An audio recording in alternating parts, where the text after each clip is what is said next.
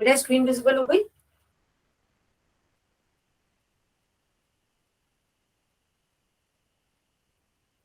बोलो screen visible है? Yes ma'am. ठीक है, यस मैम। एक सेकंड रुकना। Okay yes ma'am. ठीक है।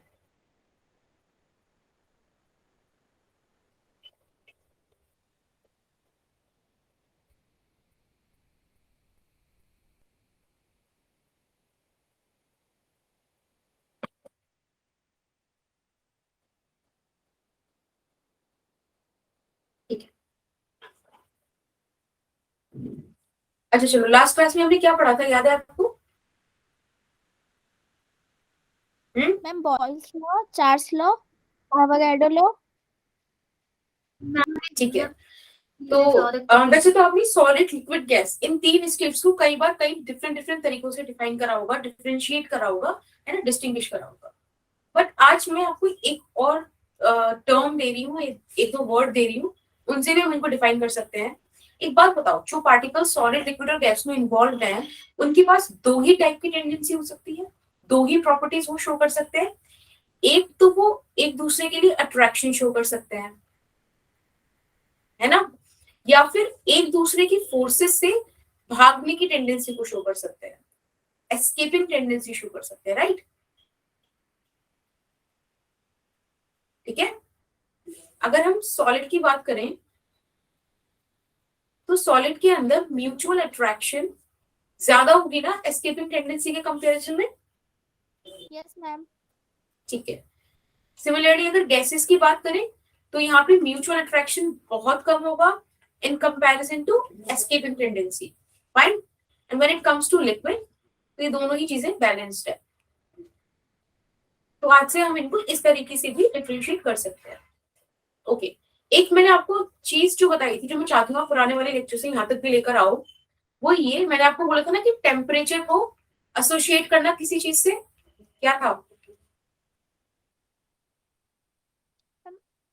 Boils law. Kinetic, kinetic energy से। Temperature is what? Kinetic energy, right? Temperature increase किया मतलब आपने काइनेटिक एनर्जी इंक्रीज करी, फाइन। क्योंकि हम क्या बोल रहे हैं कि आइडियल गैसेस में इंटरमॉलिक्यूलर अट्रैक्शन नहीं है। बेटा इंटरमॉलिक्यूलर अट्रैक्शन नहीं है मतलब पोटेंशियल एनर्जी वाली टर्म नहीं है। तो what ever they have is totally kinetic energy, ठीक है। तो आपने टेम्परेचर इंक्रीज किया मतलब आपने एवरेज एनर्जी इंक्रीज करी, एवरेज एनर्जी इंक्रीज करी यानी कि बेसिकली आप क्या इंक्रीज कर रहे हो? Kinetic energy. तो टेम्परेचर और kinetic energy are same thing, ये चीज मैंने बोली थी, क्या आपको कनेक्ट हो रहा है? Yes ma'am. ठीक है, इसको याद रखना, बहुत इंपॉर्टेंट चीज है। Temperature is kinetic energy of the molecule. चलो आज हम बात करेंगे पोस्टुलेट्स की। आपसे बोले कि काइनेटिक थ्योरी के अजम्पशंस बताओ, काइनेटिक थ्योरी के पोस्टुलेट्स बताओ, सब में यही मतलब 9-10 बातें आएंगी जो आज हम पढ़ेंगे, ठीक है। आई ट्राई कि जब ये वाला लेक्चर खत्म हो तो आपको काइनेटिक थ्योरी ऑफ गैसेस बिल्कुल क्रिस्टल क्लियर हो, ठीक है। सो लेट्स सी कितना सही जाएगा चीज। एक minute.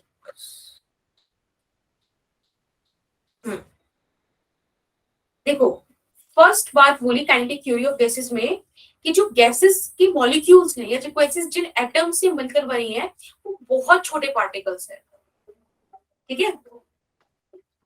Gases are made up of very small particles. और ये कितने स्मॉल पार्टिकल्स है इसका आपको फील ना अभी फर्दर आगे कुछ अजम्पशंस है उनमें आएगा, ठीक है। बताओ ये वाली लाइन क्लियर हुई? Yes ma'am. ठीक है, सेकेंड थिंग ये बोलते हैं कि अगर हम सेम काइंड की गैसेस लें, ठीक है, एक मिनट, अगर हम सेम टाइप की गैस ले, जैसे सपोज ऑक्सीजन ही ली, तो उसके अंदर जितने भी मॉलिक्यूल्स हैं सभी के सभी बिल्कुल आइडेंटिकल होंगे हर एस्पेक्ट में, वेदर इट्स शेप, साइज और मास और व्हाटएवर, ठीक है। तो यानी कि आप ऐसे लिख सकते हो कि molecules of same gases are identical in all aspects, ठीक है बेटा।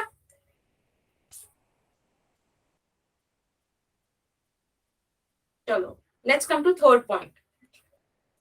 थर्ड पॉइंट इन्होंने बोला कि जो गैस की मॉलिक्यूल्स है वो हमेशा मोशन में रहते हैं, जो मैंने आपको जस्ट ऑफ दिस थ्योरी में बताया था। और एक चीज इन्होंने और बोली, they always move in a straight line. ठीक है, मैंने क्या बोला, molecules of gases are in the state of constant motion. ठीक है,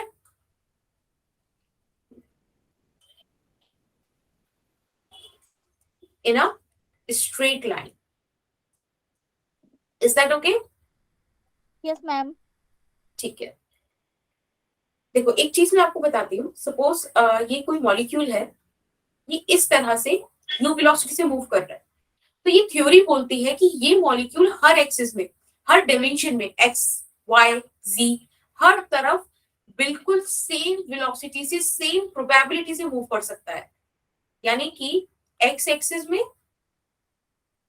y एक्सिस में और z एक्सिस में इसकी मूव करने की प्रोबेबिलिटी, इसके चांसेस बिल्कुल बराबर है। एक बात बताओ, आप u को इस तरह से लिख सकते हो ना? बोलो। Yes, ma'am. ठीक है, इस थ्योरी के हिसाब Yes, से, ma'am. बिल्कुल बेटा, इस थ्योरी के हिसाब से ये आपको बोल क्या रहा है कि ux is equals to uy and this is equals to uz। ठीक है, मैं आपसे बोलूं कि आप मुझे u का मैग्नीट्यूड दो, तो बेटा u का मैग्नीट्यूड तो ऐसे निकलेगा ना, UX. है ना? Yes, यानी ma'am. कि u is equals to u square is equals to 3u square x। क्या यहाँ तक फील आया आपको? Yes, ma'am. सबको क्लियर है? बताओ, किसी को कोई डाउट हो तो।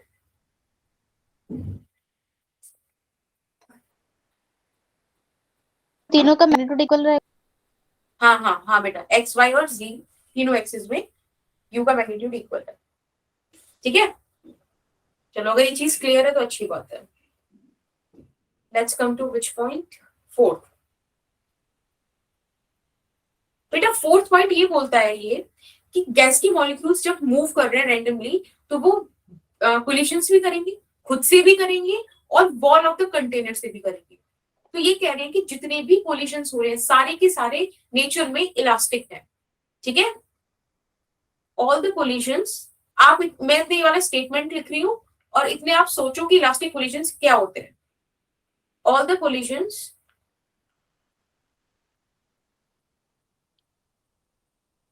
Which regain its original shape. ना ना ना, इलास्टिक प्रॉपर्टी नहीं, elastic collisions. Kinetic energy same रहती है, मैम वापस से अपने मोशन में आ क्या जाता बेटा, है। फिर से बोलो। मैम वो अपनी मोशन जो है वो उसी मोशन में आ जाता है दोबारा रहती है। हाँ, किसने बोला ये? ज्योति। ओके, बिल्कुल। देखो, इलास्टिक कोलिशन की हम बात करें ना, तो इलास्टिक कोलिशन की दो प्रॉपर्टीज है। ठीक है, आपने 6th चैप्टर नहीं पढ़ा यहाँ पे, work, energy and power? Yes ma'am. पढ़ा है? हाँ बिल्कुल बिल्कुल सही बोल रहे हो। तो सबसे पहली एक है, यहाँ पे लिखते हैं, मोमेंटम इज कंजर्व। ठीक है, मोमेंटम कंजर्व रहता है। And the second thing is kinetic energy is also conserve. अगर लेमन लैंग्वेज में बोला जाए तो कोई भी लॉस नहीं होता। ठीक है, इज दैट ओके? यस हाँ मैम। ना। अच्छा, अब एक चीज सोचो कि सपोज ये वॉल ऑफ द कंटेनर है। ठीक है, यहाँ पे ये मॉलिक्यूल इस तरफ मूव कर रहा है, सपोज m मास है और u वेलोसिटी से मूव कर रहा है। बेटा ये ऐसे जाकर इससे कोलाइड करेगा, कोलाइड करने के बाद ये इस तरह से वापस भी हो जाएगा। Yes ma'am. हमने बोला इलास्टिक कोलिशन है, यानी कि काइनेटिक एनर्जी बिल्कुल लूज नहीं होगी, तो माइनस u से वो वापस हो जाएगा। अब एक बात बताओ, ये वॉल है, इस पे आके पार्टिकल कोलाइड करा, लड़ा, जब ये इस पे स्ट्राइक करेगा तो ये एक फोर्स भी लगाएगा ना। Yes ma'am. Force per unit area pressure देगा।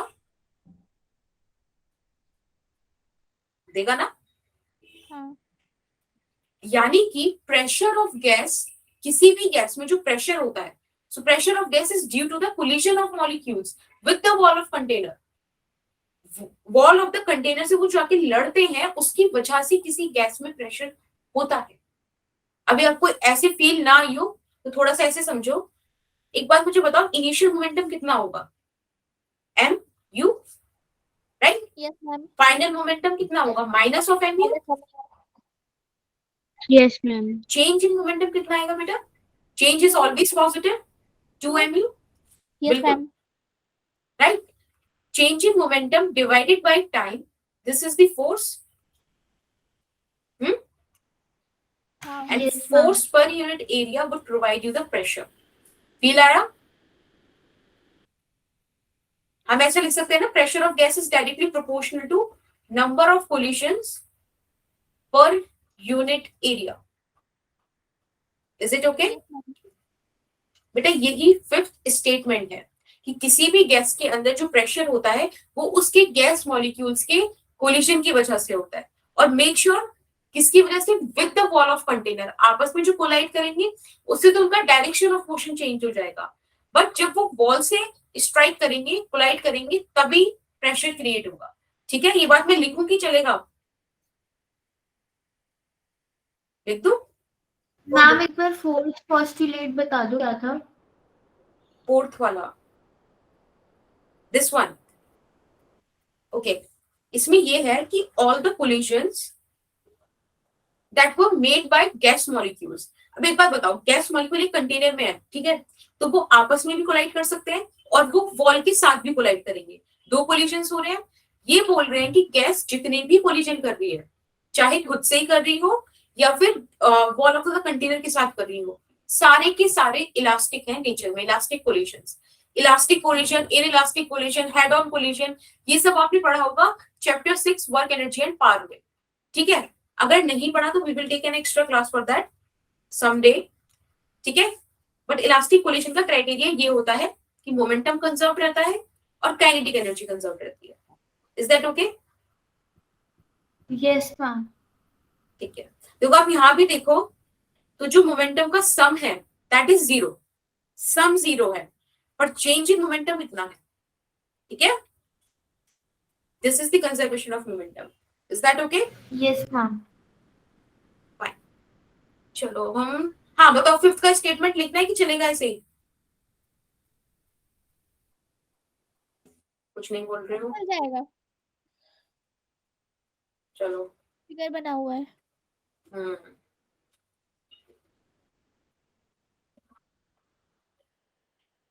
मैंने लिख दिया है. ऐसे तुम्हारी साइलेंस को मैंने इस तरह से इंटरप्रेट करा है. ठीक है, let's come to sixth point. अब सिक्स्थ पॉइंट हमसे क्या कहता है? कहां तक पहुंचे हम? हाँ, सिक्स्थ पॉइंट कहता है द काइनेटिक एनर्जी. बड़ी अच्छी बात बोल रहे हैं, इसको भी हम प्रूव करेंगे आगे. The kinetic energy of an ideal gas, ठीक है, is depend only on temperature. यानी कि किसी आइडियल गैस की जो काइनेटिक एनर्जी है वो सिर्फ और सिर्फ टेम्परेचर पर डिपेंड करती है. वो नेचर ऑफ गैस पे भी डिपेंड नहीं करती. For an example, you have oxygen, hydrogen, nitrogen, what ever, और मैं बोल दूं कि ये सारी की सारी आइडियल गैसेज हैं, ठीक है, एट 300 केल्विन. बस टेम्परेचर सेम है. मैंने ये एग्जाम्पल दिया है 300 केल्विन का, ठीक है, और ये सारी आइडियल गैसेज है, ये मैंने एक एग्जाम्पल में बोला आपको. तो इसका मतलब इन सबकी काइनेटिक एनर्जी सेम होगी. Feel I? Yes ma'am. ठीक है, अब जो मैं आपको 7th और 8th पॉइंट लिखवाऊंगी बेटा, ये बहुत इंपॉर्टेंट पॉइंट है. कल को आपको पेपर में आए कि real gas versus ideal gas क्या है, आप इस 7th और 8th पॉइंट लिख के आते हो, 100% आपको नंबर मिलेंगे, क्योंकि यही बेसिक और बहुत मेजर डिफरेंस है. ठीक है, तो बड़े ध्यान से सुनना. 7th पॉइंट हमसे बोलता है, मैं एक स्टेटमेंट लिखूंगी, उसमें 2 वॉल्यूम का हम डिस्कशन करेंगे. आप बताना सबसे पहले स्टेटमेंट पढ़ के कि आपको 2 वॉल्यूम डिफरेंट है, ये समझ में आया कि नहीं, फील आया कि नहीं. देखो यहां हम लिखेंगे, कोई कुछ बोल रहा है क्या? बोल रहे हो कुछ? No No, ma'am. ma'am. ठीक है। तो हाँ, तो वॉल्यूम क्या है? The volume of 13. क्या? मैम किसी ने पूछा चैप्टर कौन सा है? अच्छा अच्छा। The volume of gas molecules is negligible. ठीक है, when it is compared with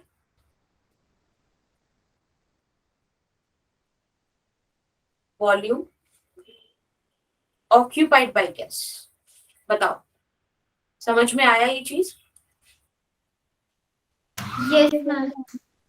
सबको आई? यस देखो, मैम। अगर किसी को ओके, अगर फिर भी एक बार मैं एक्सप्लेन कर देती हूँ। Suppose this is the container. ठीक है, अभी इसके अंदर अगर गैस मॉलिक्यूल्स हैं तो गैस की प्रॉपर्टी है कि वो पूरे कंटेनर का वॉल्यूम एक्वायर कर लेती है। हर जगह गैस मॉलिक्यूल्स होंगे। ठीक है, ये जो ये चीज है, this is called the volume occupied by the gas. Basically it is the volume of container.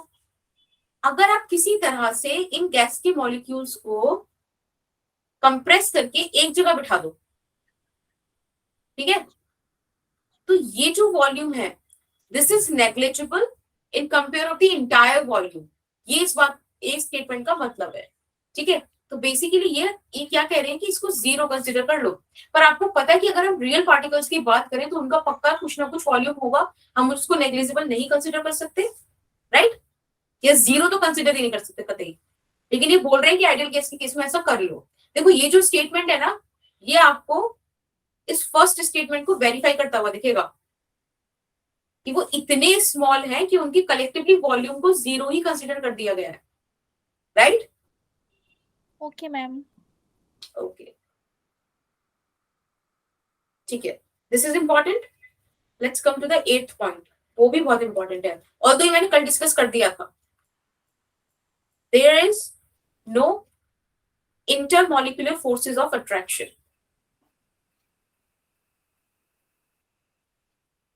ठीक है, कोई भी इंटरमॉलिक्यूलर फोर्सेस ऑफ अट्रैक्शन नहीं है अमंग द मॉलिक्यूल्स। और आपको पता है रियल गैसेस में ये फैक्टर होता है। Yes, ma'am. फाइन, ठीक है। एक लास्ट स्टेटमेंट हम और वेरीफाई, सॉरी, स्टेटमेंट स्टडी करते हैं इसका। यहाँ पे इन्होंने ग्रेविटी को भी नेग्लेक्ट कर रखा है। Gravity is Neglected. नेग्लेक्टेड। अब एक बात बताओ, ये कोई मॉलिक्यूल है, ये इस तरह से स्ट्रेट मूव कर रहा है। अगर ग्रेविटी लग रही होती तो बेटा ये कुछ प्रोजेक्टाइल मोशन ऐसा करता ना, इस तरह Yes, से ma'am. पैराबोलिक ट्रैजेक्टरी फॉलो करता। क्यों? क्योंकि लगातार फोर्स है जो नीचे लग रही है। बट हमने क्या बोला कि ये स्ट्रेट लाइन में मूव कर रहे हैं। कैसे मूव कर रहे हैं? क्योंकि हमने डाउनवर्ड वाला फैक्टर तो रिमूव ही कर दिया, तो ये मूव करेंगे स्ट्रेट लाइन में, राइट? देखो, Okay, ma'am. एक पॉइंट था यहाँ पर, this one Straight verify line. होता है ना? ठीक है, अब देखो, मैं आपको 2 से 3 मिनट देती हूँ। ये जो पॉस्टुलेट्स है एक बार पढ़ लो, किसी में कोई इशू आए लेट मी नो। तो आप लोगों ने खुद से लिखा है कि स्लाइड के भरोसे हो? मैम लिखा है. मैम लिख लिया। मैम लिखा है। ठीक है, तो फटाफट से पढ़ो। और जो लोग स्लाइड के भरोसे हैं, मैं स्लाइड्स दिखा रही हूँ, मुझे बता देना कब आगे करूँ।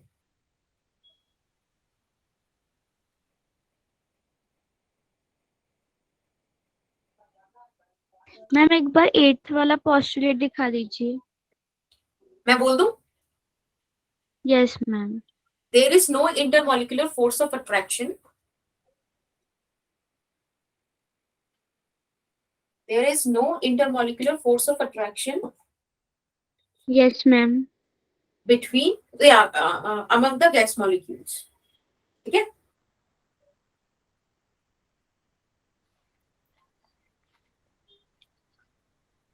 Okay ma'am. आगे करूं? Yes ma'am.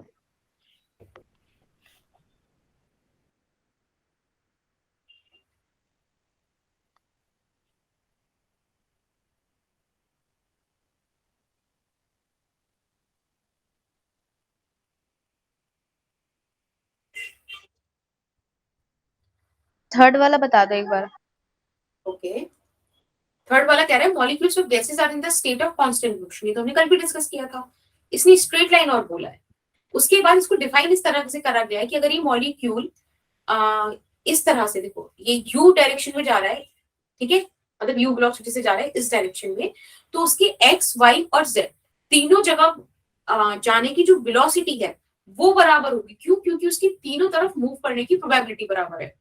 अगर ये चीज आपको समझ नहीं आ रही है तो मुझे एक चीज बताओ, केमिस्ट्री में हम पढ़ते हैं ना कि मीडियम अगर चारों तरफ सेम है, ठीक है, सेम अरेंजमेंट है, तो वो आइसोट्रोपिक होता है कि एनाइसोट्रोपिक होता है? आइसोथर्मल होता है। नहीं, टेम्परेचर की बात नहीं कर रही मैं, मतलब हर तरीके। पढ़ा नहीं है। क्या बेटा? अभी पढ़ा नहीं है, अच्छा। तो आई गेस वो आइसोट्रोपिक होता है, एक बार से चेक कर लेना, ठीक है, केमिस्ट्री का टर्म है, I don't want to tell you something wrong. I guess isotropic होता है जहां मीडियम बराबर होता है, बिल्कुल सेम होमोजीनियस मीडियम होता है, ठीक है, होमोजीनियस वर्ड इज राइट। तो अगर मीडियम होमोजीनियस है तो वो एक्स एक्सिस में जाए, वाई एक्सिस में जाए, जी एक्सिस में जाए, कोई फर्क नहीं पड़ता, हर तरफ बराबर उसको वेलोसिटी मिलेगी। दैट्स द कॉन्सेप्ट, ठीक है। Yes ma'am. ठीक, आगे चले। Yes ma'am. Yes, ma'am. चलो, सारे पॉइंट्स पढ़ लिए आप लोगों ने? Yes, ma'am. Yes ma'am. चलो, अब हम आते हैं काइनेटिक गैस इक्वेशन पे। This is very important equation, ठीक है, which is arrived by these postulates. ये इक्वेशन है PV is equals to 1/3 mn u square RMS। अब एक बात बताओ, इसमें से P और V ये तो आपको समझ में आता है क्या है ना? National volume. Yes ma'am. बिल्कुल। m को बोलते हैं mass of one molecule, mass of One one molecule. Molecule, ठीक है। तो आप समझ गए होंगे कि n क्या है, number of molecules, Yes, ma'am. ठीक है। अभी URMS ये बड़ी नई चीज है, ये क्या है? अगर मैं इसकी फुल फॉर्म बताऊं तो it is root mean square velocity of molecules. अभी रूट मीन स्क्वायर क्या है? देखो, केमिस्ट्री में था। हाँ, केमिस्ट्री में आपने पढ़ा होगा, गुड। एक बार मैं भी बता देती हूँ, जब भी आपको कभी आरएमएस लिखना हो तो वो किसी ना किसी फिजिकल क्वांटिटी का आरएमएस होता है, ठीक है। यहाँ पे वेलोसिटी दिया हुआ है, तो आप क्या करो, जितने भी आपके पास मॉलिक्यूल्स हैं पहले सबकी वेलोसिटी लिख लो, ठीक है, सारा डेटा कलेक्ट कर लो इस तरह से, जैसे अप टू UN। अब जब भी कभी आरएमएस लिखना हो तो आप उसको बैकवर्ड साइड से डील करना शुरू करो। सबसे पहले वर्ड आया है स्क्वायर, यानी कि आप इन सबका स्क्वायर कर लो, ठीक है बेटा। देन वी हैव मीन, तो बिल्कुल आप इन सबका मीन लो। मीन कैसे लेते हैं? Sum of all the data upon number of data, N. ठीक है। देन वी हैव रूट, तो इसका अंडर रूट कर दो, जो भी आंसर आएगा this is the RMS value, ठीक है। अभी मैं आपको, अच्छा आपको पता है आरएमएस वैल्यू की जरूरत ही क्यों पड़ा? अपन के पास एवरेज वेलोसिटी थी, इंस्टेंटेनियस वेलोसिटीज थी, ये आरएमएस पे क्यों आए? हम क्यों एक नया तरीका निकाला? No ma'am. ठीक है, ये तो मैंने बस क्वेश्चन ऐसे ही पूछ लिया, इसका सही एक्सप्लेनेशन तो आपको 12th क्लास में जब ऑल्टरनेटिंग करंट पढ़ोगे फिजिक्स में तब मिलेगा, ठीक है। मैं अभी आपको एक हल्का सा हिंट देती हूँ, आरएमएस वैल्यू का मतलब यूज किया है। देखो, जो भी चीज वेरी कर रही होती है ना, वेरिएबल सी होती है, जर्नली उसका एवरेज इफेक्ट जो है वो आरएमएस वैल्यू से आता है। फॉर एन एग्जाम्पल, हमारे घर में जो लाइट वगैरह आती है वो एक वेरिएबल करंट से आती है, ठीक है, इस तरीके का करंट होता है वो। अगर इसमें ये जो करंट है मतलब कभी हाई जाता है, कभी लो जाता है, कभी बहुत मैक्सिमम, कभी बिल्कुल जीरो, ठीक है, लेकिन हमारे पास तो एक एवरेज करंट आ रहा होता है। ऐसा थोड़ी होता है कि हमारा एक बार जो पंखा है वो बहुत तेज घूम रहा है, फिर बहुत कम घूमेगा, फिर घूमेगा ही नहीं, लगातार घूमता है ना। क्यों? क्योंकि एक एवरेज इफेक्ट क्रिएट होता है। अभी एवरेज इफेक्ट जो आता है ना इस वेरिएबल का, इस वेरिएबल फंक्शन का, that average effect is actually the RMS value, ठीक है। ऊपर से गया कि घुसा कुछ थोड़ा? थोड़ा बहुत।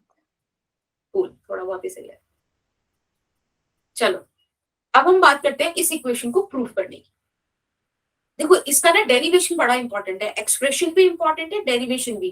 कई क्वेश्चन होंगे जिन पे शायद मतलब एक्सप्रेशन तक आप आओ ही ना, उससे पहले ही सॉल्व हो जाए by the help of derivation. ठीक है, मिड ऑफ द डेरिवेशन से कुछ क्वेश्चन आ सकते हैं, तो बड़े ध्यान से समझना। हमने एक कंटेनर लिया और अपनी ईज के लिए हमने ले लिया है क्यूबिकल कंटेनर। ठीक है ना, डायमेंशन वगैरह इसकी बराबर होती हैं, तो खेलने में थोड़ा आसानी रहेगी। This is the X axis and let's say this is the Y axis and this is the Z axis. ठीक है, एल लेंथ है इस क्यूब का। अब इसमें मैं ये वाला फेस जो है, ठीक है, ये ऐसे बोल लो कि कंटेनर का ये वाला वॉल स्टडी करते हैं। अब देखो यहाँ पे अपने पास एक मॉलिक्यूल है, ये जाएगा, इससे लड़ेगा, कोलाइड करेगा और इस तरह से वापस हो जाएगा, ऐसे ही होगा। Yes ma'am. ठीक है, अब इसका मास m ले लेते हैं। और कोई कुछ बोल रहा है क्या? कुछ नहीं। तुम लोग ना चैट की जगह इसमें इससे बोल लेना, ठीक है, माइक से। ओके, अब एक बार बताओ, हम एक्स एक्सिस में बात करें, यू एक्स ले लूं, एक मॉलिक्यूल की बात कर रहे हैं, 1 ले लूं, is that fine? Yes ma'am. ठीक है बेटा, फाइनल मोमेंटम क्या ऐसा हो जाएगा, यस है ना, चेंज इन मोमेंटम ऐसा आ जाएगा। Two yes ma'am. ठीक है, अब मुझे बताओ टाइम टेकन फॉर 1 कोलिजन कितना होगा, एक कोलिजन होने में कितना टाइम लगा, मतलब एक कोलिजन पूरा, समझ रहे हो, कितने टाइम तक हुआ? Distance upon speed. बिल्कुल, डिस्टेंस अपॉन स्पीड से आएगा। अब मुझे बताओ कितना डिस्टेंस ट्रेवल किया, भाई स्पीड तो हमारे पास एक ही है, ux1। 12। बिल्कुल ज्योति। अब देखो कैसे, ये फेस है जिसको हमने कंसीडर किया है वॉल ऑफ द कंटेनर, अभी मॉलिक्यूल है यहाँ पर, ठीक है, ये गया इस पर, एल डिस्टेंस ट्रेवल किया, कोलाइड करा, वापस हुआ। अब ये वापस सेकंड कोलिजन कब करेगा, जब ये एल डिस्टेंस ट्रेवल करके दूसरी वाली वॉल पे पहुंच जाएगा, राइट। तो ये 2l डिस्टेंस ही तो हुआ एक कोलिजन के बीच का डिस्टेंस, समझ रहे हो ना? बताओ, बोलो बेटा, समझ में आया? Yes ma'am. ठीक है, अगर किसी को समझ में नहीं आया तो बता दो, मैं दोबारा बताऊं, वरना आगे चले। मैम आ गया। ठीक है, चलो, हमारे पास अब मोमेंटम है, चेंज इन मोमेंटम है, टाइम है, यानी कि हम फोर्स ऑन 1 मॉलिक्यूल निकाल सकते हैं, तो निकाल देते हैं। 2mu(x1) डिवाइडेड बाय 2l, और ux1 ऊपर पहुंच जाएगा, it is going to be mu² divided by l। ठीक है, अब देखो, आपको याद हो मैंने अभी जब assumptions लिखवाई थी, वहां मैंने एक आपको टर्म लिखवाई थी इस तरीके की, यस मैम। राइट। तो मैं उसका यूज करके फोर्स ऑन 1 मॉलिक्यूल को m/l 1/3 u² 1 भी लिख सकती हूँ, राइट। अब मैं आपसे बोलूं कि n मॉलिक्यूल्स के लिए मुझे निकाल के दो, तो बेटा n मॉलिक्यूल्स के लिए 1/3 m/l, ये तो कांस्टेंट रहेगा, बस यहाँ पे u² का वैल्यू इस तरह से ऐड हो जाएगा, राइट। अब एक बात बताओ, अगर मैं n से मल्टीप्लाई और डिवाइड करा दूं तो कोई दिक्कत थोड़ी है, बात तो वही है।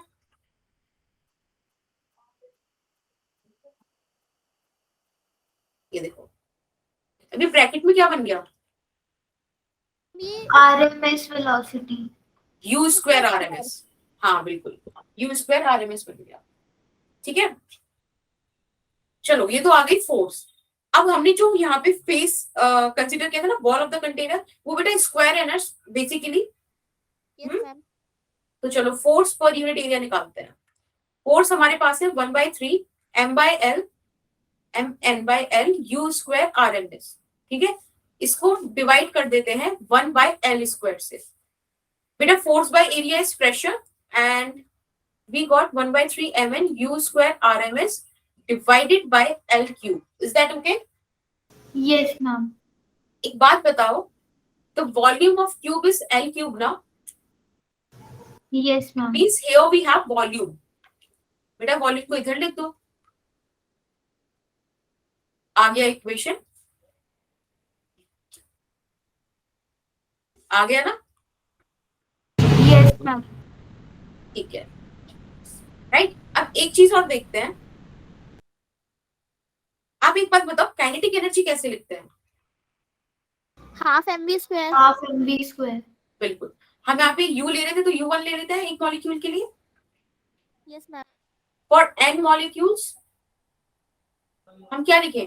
Half m u square 1 plus u square 2 up to u square n। Yes ma'am. n से मल्टीप्लाई डिवाइड करा दे, वही सेम ड्रिल। ब्रैकेट में क्या मिलेगा मेरे को? u rms का स्क्वायर। वेरी गुड, ठीक है। तो एक आप ये टर्म भी याद रखना, this is kinetic energy. Okay, एक चीज और करते हैं। एक बात मुझे बताओ, अगर मैं काइनेटिक एनर्जी और पीवी इस टर्म को डिवाइड कर दूं, यानी कि half M N U square R M S, इसको डिवाइड कर दूं 1/3 M N U square R M S, तो क्या मुझे 3/2 मिल जाएगा? Yes ma'am. Yes ma'am. तो क्या काइनेटिक एनर्जी को 3/2 पीवी लिख सकते हैं? Yes ma'am. For 1 mole PV is equals to RT. Yes ma'am. 3/2 RT आ गया। अगर ध्यान से देखो तो ये इक्वेशन आपको 6th assumption वेरीफाई करती हुई दिख रही होगी कि kinetic energy depends only upon temperature. Yes ma'am. Right, this is very important term. ये फॉर्मूला अपने आप में बहुत इंपॉर्टेंट है। एक मिनट देखते हैं, मेरे पास आगे स्लाइड है। हाँ, ठीक है, क्लियर हुआ ये चीज? Yes ma'am. ओके, एक और चीज देखते हैं। अभी हमने 1 मोल के लिए एक्सप्रेशन लिखा 3/2 RT, ठीक है। For n moles K is equals to 3/2 nRT। Yes ma'am. ठीक है, अब एक बात बताओ, Na मॉलिक्यूल्स, Na क्या हो गया? Avogadro number. Na मॉलिक्यूल्स 1 मोल के बराबर होते हैं ना? Yes ma'am. Yes ma'am. तो 1 मॉलिक्यूल की कॉरेस्पॉन्डिंग क्या 1/Na मोल्स आ सकते हैं? Yes ma'am. ठीक है, तो ये n क्या था? Number of mole. इसकी जगह मैं ये वाली वैल्यू रख दूं 1/Na। बोलो। Yes ma'am. ठीक है, अब एक बात बताओ, ये R क्या है? Universal gas constant. Na क्या है? ये भी एक कांस्टेंट है। तो constant divide by constant is going to be a new constant ना। This constant is called Boltzmann constant. ठीक है, इसको क्या बोलते हैं? Boltzmann constant. कांस्टेंट। आरबी है। क्या बेटा? बोल्ट्जमैन कांस्टेंट आरबी है। आरबी मतलब केबी, दिस इज स्मॉल के, और इसका वैल्यू होता है 1.38 into 10⁻⁻³ जूल पर केल्विन। ठीक है, आप इसको ध्यान रखोगे। एक आपको ये ध्यान रखना है और एक ये ध्यान रखना है, very important. Is that okay? Okay ma'am. Yes ma'am. ठीक है, तो ये डेरिवेशन भी आपने लिखा साथ में। Yes ma'am. 2 मिनट लो और फटाफट से डेरिवेशन पलट लो, कहीं कोई इश्यू आए तो मुझे बताओ। और जो बच्चे स्लाइड पे डिपेंडेंट हैं, ये रहा।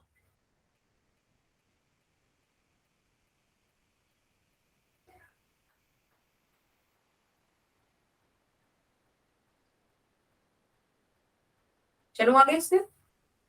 Yes ma'am.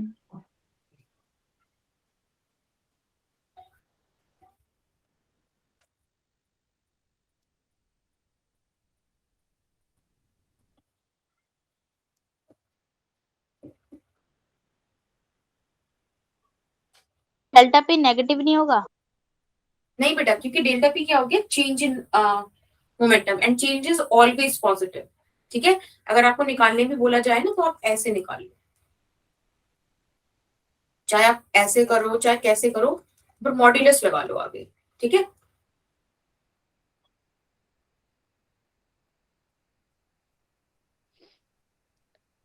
आगे करूं? Yes, ma'am.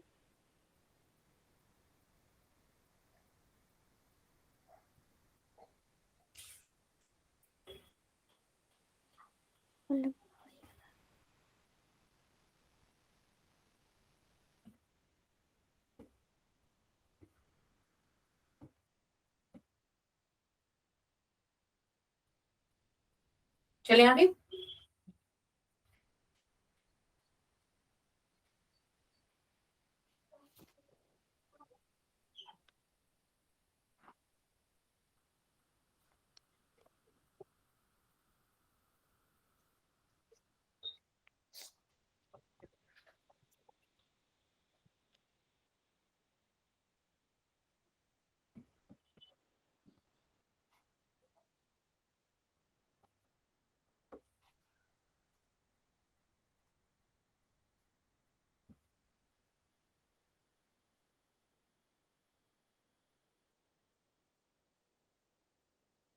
चलो,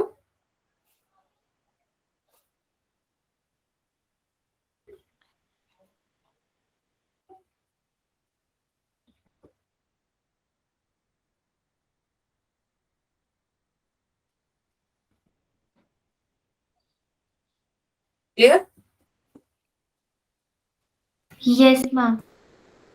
ठीक है, ये क्वेश्चन करके दिखाओ।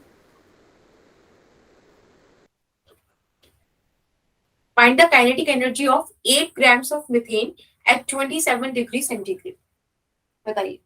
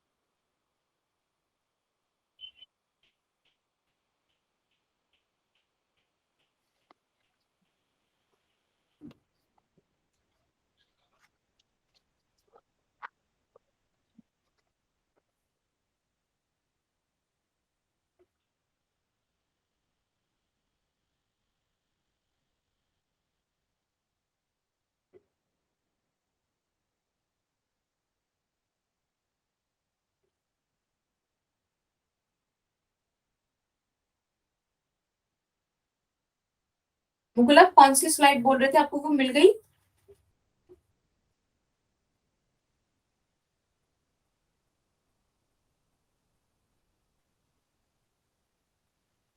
ओके, मैं करूं? No ma'am. ठीक है।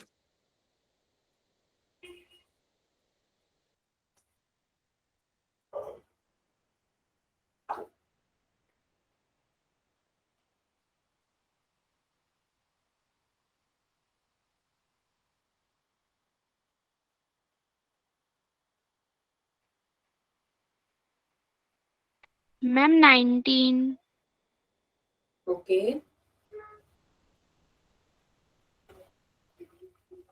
बाकी चलो मैं करती हूँ। देखो, अपने पास काइनेटिक एनर्जी का एक फॉर्मूला है 3/2 mRT। ठीक है, अब यहाँ पे n का वैल्यू गिवन नहीं है, तो हमने लास्ट क्लास में देखा था कि n को हम given mass upon molar mass भी लिख सकते हैं। Given mass is 8, molar mass is ma'am going 16। हाँ, R का वैल्यू 8.314, टेम्परेचर हमेशा केल्विन में रखना है, तो 27 मैम corresponding 300। केल्विन, हाँ बिल्कुल 300 आ जाएगा। अभी आप लोग तो परफेक्ट निकालना, मैं अप्रोक्सीमेट निकाल लेती हूँ। मैं इसको 8.314 को 8 रख रही हूँ, ठीक है, तो 2 से 2 4 4 4 2 6 3 से बेटा 1800 जूल समथिंग आएगा, इससे ज्यादा आएगा, बताओ मैम क्या आ रहा है? इससे ज्यादा ही है। कितना आ रहा है? 1870। हाँ बिल्कुल, ठीक है, this is the exact answer. Ma'am हाँ जी, मैम यूनिवर्सल कांस्टेंट 1/12 नहीं रख सकते? 1/12 क्या होता है? मैम आर की वैल्यू। मैम यूनिवर्स नहीं नहीं, मैंने बताया था gas universe, R is universal gas constant.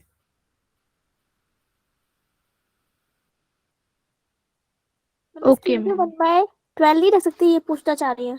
नहीं नहीं नहीं नहीं, इसकी वैल्यू ये है, डिफाइंड है। This is the universal value. Ma'am इसकी अलग अलग वैल्यू होती है ना, अलग अलग जगह पर। नहीं भाई, यूनिवर्सल वर्ड लिखा हुआ है।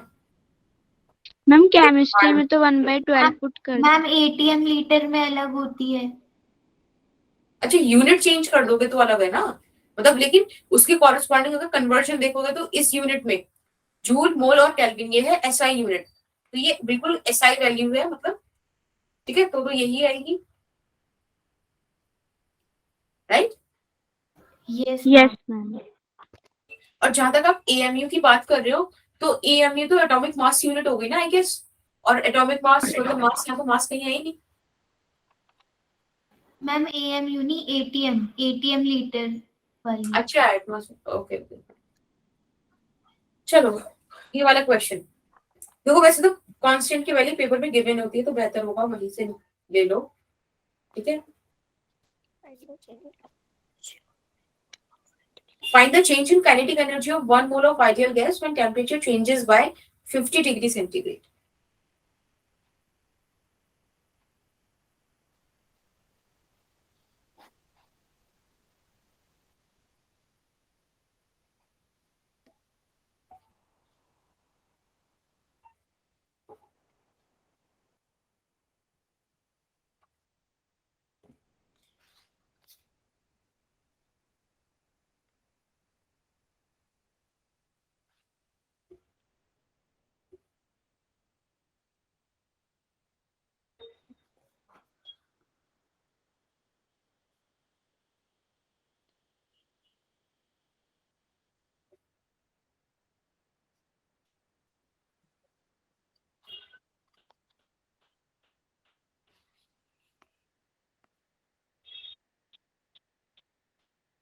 हम 0.84 joule. Okay, let me solve. Find the change in kinetic energy, ठीक है। काइनेटिक एनर्जी का अगेन एक ही फॉर्मूला होता है, एनआरटी, एन का वैल्यू यहाँ पे 1 दिया हुआ है, तो it is going to be RT. Initial value निकालते हैं K1 3/2 R, और लेट्स से T ले लेते हैं। अब बोल रहा है कि चेंज हो रहा है 50 डिग्री का। बेटा मैंने आपको एक न्यूमेरिकल के मतलब अंडर आपको एक चीज बताई थी कि 1 degree centigrade change is equals to 1 kelvin change, yes ma'am. And it is equals to, बिल्कुल याद होनी चाहिए, 1.8 F चेंज।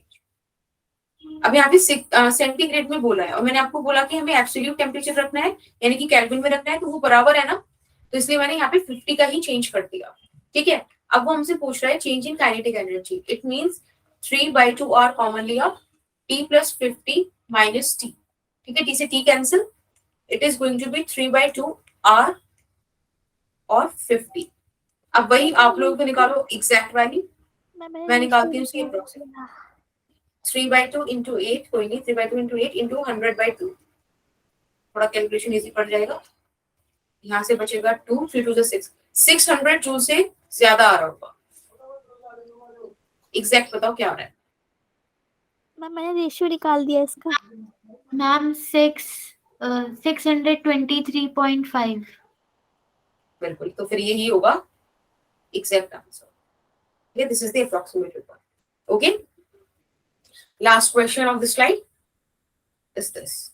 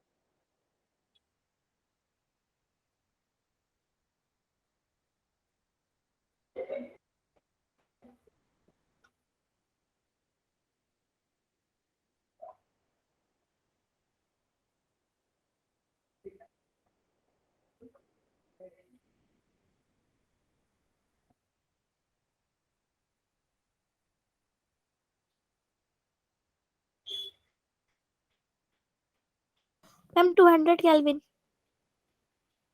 बिल्कुल. एक सेकेंड. देखो आप लोगों ने कैसे निकाला होगा कि kinetic energy is equal to 3/2 nRT. Fine. और यहाँ पे हमको वैल्यू दी हुई है 3/2 nR और T मान लो हाँ T 127 डिग्री दे रखा है. 27 के कॉरेस्पॉन्डिंग 300 केल्विन मिलता है तो 100 और ऐड हो गया 400 केल्विन. अब इसका हाफ बोल रहा है यानी कि 3/4 nR 400 is going to be equal 3/2 nR नया टेम्परेचर T प्राइम. ठीक है. इसको यहाँ से कट करोगे इधर 2 बचेगा. nR से nR कैंसिल होगा तो यहाँ से T प्राइम आ गया 200. अब देखो ये आपने करा इतने सारे स्टेप्स में. अगर बोर्ड में क्वेश्चन आता है तो बिल्कुल ऐसे ही जाना है.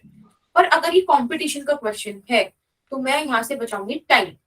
मुझे पता है kinetic energy is directly proportional to temperature. आप कह रहे हो काइनेटिक एनर्जी हो गई हाफ तो मतलब टेम्परेचर भी होगा हाफ. पहले था 400 अभी हो जाएगा 200. एक लाइन में answer. Is that okay? Yes ma'am. ठीक है. चलिए थैंक यू. मैम एक बार पहले वाले स्लाइड. अभी चलो मैं आपको वो भेज देती हूँ क्या कहते हैं ओके पीडीएफ. मैम. ठीक है. कोई क्वेश्चन हो तो बताओ. Otherwise you can leave the class. Class is over. Anything? No ma'am. Bye, ma'am. Welcome बेटा. Okay bye bye. Good night. Take care. Tata.